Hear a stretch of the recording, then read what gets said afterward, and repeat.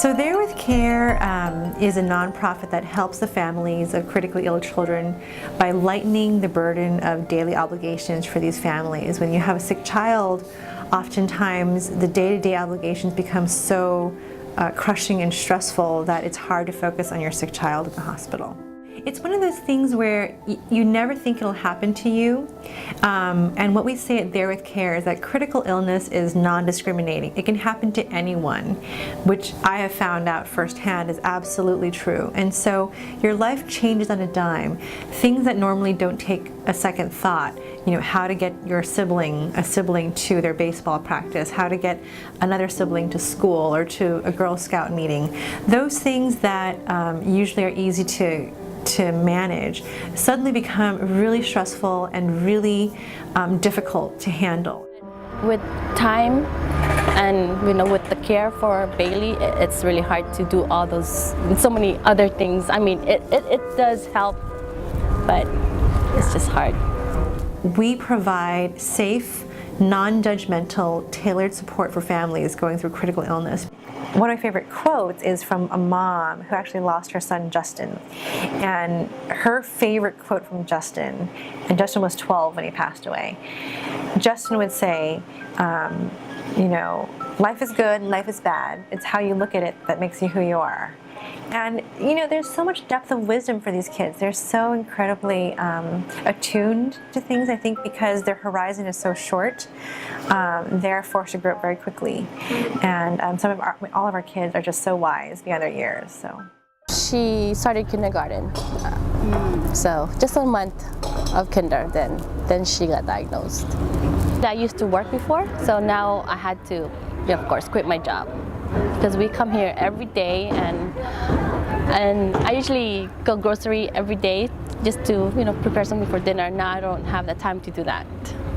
I have two children, a 5-year-old daughter, Christine, and a 7-year-old son, Alex. They're great. And Christine, when she was 6 weeks old, was diagnosed with retinoblastoma, a rare form of eye cancer, and went through 2 years of chemotherapy. And while we were going through that, although it was incredibly stressful for us, even with our resources, we saw so many families in the hospital that just had no help whatsoever, and the stress that they were going through inspired me to do something to try to help and give back. People thank me all the time. They say, thank you so much. Our families thank us. We have volunteers and donors who say, you're doing an amazing thing, thank you so much. And I feel like I have to thank everyone for giving me the opportunity to do this, and it feels really good to be helpful. A lot of low-income people don't have insurance at all, so if they require health care, they typically go to the emergency room where they get free health care because they can't pay for it, so the hospital has to basically eat that. Some low-income patients are on Medi-Cal, which is the is California's version of Medicaid, and there are income requirements. I think there should be different ways of processing papers with different disabilities, like what Bailey has. She has leukemia. It's already stress thinking about her health. I think that once a patient gets to a hospital, they're going to get the health care that they need. The financial aspect is a whole nother story, especially if they don't have good insurance. That part is kind of where the system breaks down a little bit. Often the health care is available and very high quality health care is available, but the means to pay for it may not be available. For say Medi-Cal or something, it's with her situation, it's hard. By integrating care better, meaning that all of the physicians taking care of a patient know what the other physicians are doing, making it a much more coordinated delivery system would be helpful in making sure that patients get in for follow-up visits, make healthcare delivery more efficient so that people are getting better health care for fewer dollars and having less money and time wasted. We don't have time to give a call back, or I didn't get an answer yet. It takes a while. With the disability, her disability, I think it's just not right. It's not right.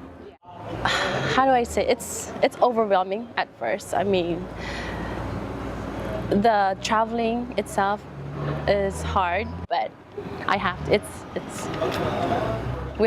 I have to. We say that every family is unique, but there are certain universal needs, and one of these is food. And the stress of figuring out where you're going to get your groceries. 90% of our families are at the poverty level or below.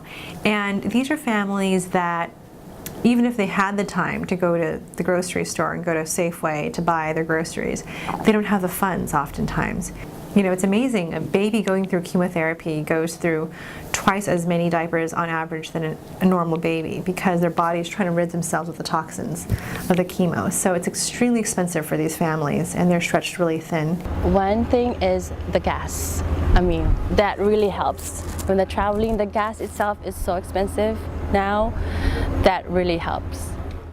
You know, we have one family who, the youngest of 3 kids, their son, just survived a brain tumor in 2006.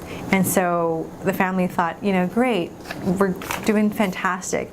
And then a few months ago, he got diagnosed with leukemia.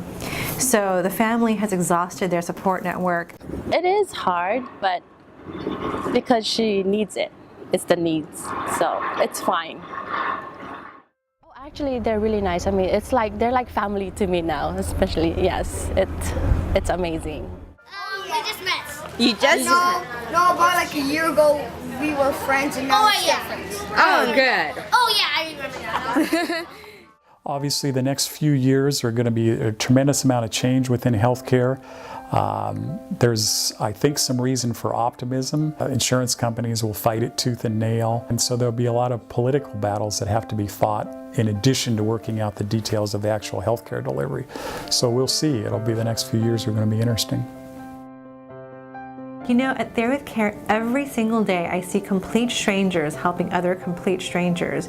And whether you're a mom in a minivan delivering groceries, or you're an auto mechanic helping a family fix a car and donating your labor for that, anyone can help. And that's the beauty of There With Care. It really engages the entire community and it provides an avenue by which people can help. I help her do green folders like I was just doing with her. My favorite part is that I get to look at all the toys that my mom is gonna give to the There With Care hospital. Wow, it's amazing. They're so helpful. I mean, it's like, it's my convenience actually. It's really helpful.